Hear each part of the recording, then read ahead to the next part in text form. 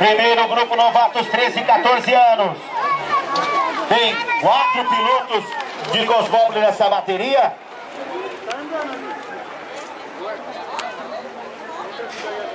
Aí, vem Cosmópolis, Paulínia, e Cosmópolis, Poços de Caldas, apenas um piloto, é o quarto colocado.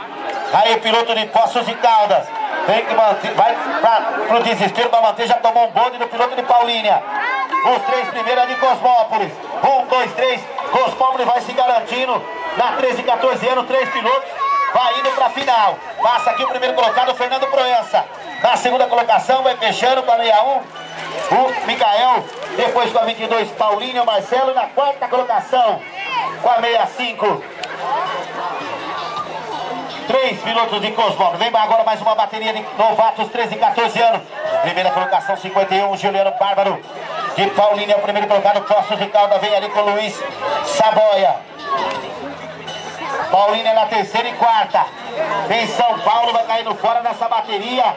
Também Cosmópolis vai caindo fora, vai para a disputa final agora. Cadê a galera de Paulinho e Cosmópolis para brigar pela quarta posição? Vamos ver. Não foi pro giro, ficou melhor com a 2-4. Matheus Oliveira e São Paulo, Guilherme Torres.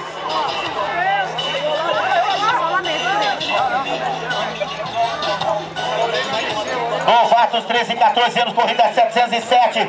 Mais uma bateria. Tem o Wagner Carvalho, o Ayrton Ferraro, o Brian Marques do Astério, Almeida, o Gabriel Dantas, o Brendo, o Pedro e o Luiz Mariucci.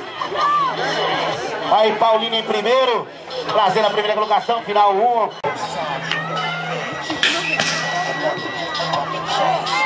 E essa aí não dá nem pra falar porque os 4 tá praticamente se garantindo, porque só tem 4 pilotos, um não largou. Ó, essa daí vai estar o piloto de Leme, tá lá. Então tem um de Paulínia, é pra largar 2 de Paulínia. Algum deles, o meu bro aí não acabou largando. Então ficou melhor aí pros 2 pilotos de Cosmópolis, o Gabriel Batista, o Pablo Moreno.